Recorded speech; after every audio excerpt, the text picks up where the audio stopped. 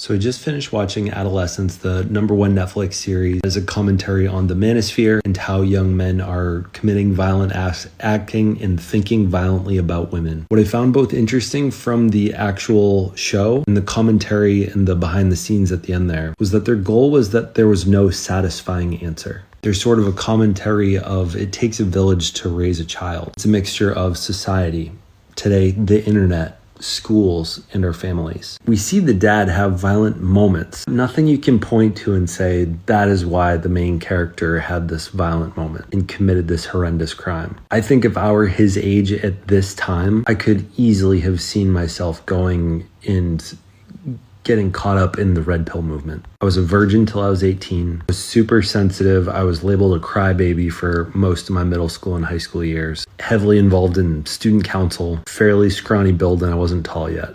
Really struggled with talking to girls. Absolutely had an addiction to pornography since age 13, and spent time with a couple of guys that shared a lot of misogynistic ideals. I feel like there's a part of me that wants to go undercover and be exposed to a lot of this red pill ideology so I can understand where these boys and these men are coming from, where they're getting caught up. But at the same time, I can see it. I think I've seen enough clips, criticisms of women's body count. This 80-20 rule is that 80% of women are only attracted to 20% of men, which that I don't even doubt. And I think we focus too much on trying to be part of that 20% that attracts the 80% rather than being a part of the minority. There have absolutely been aspects of my life where I was a part of those 80% of guys that were only 20% of women were attracted to. When I think back on 13 Reasons Why, I think the internet bullying that in 2008 when I was a senior in high school, we didn't have anything like that kind of internet bullying. The closest we ever had was MySpace and some Facebook. Back then, I couldn't post something about myself and have it go viral. I think internet bullying scares the hell out of me. I know that I get a ton of empathy for a lot of the information that I put out about my own personal life. I cannot imagine what it would be like if I were in high school or middle school.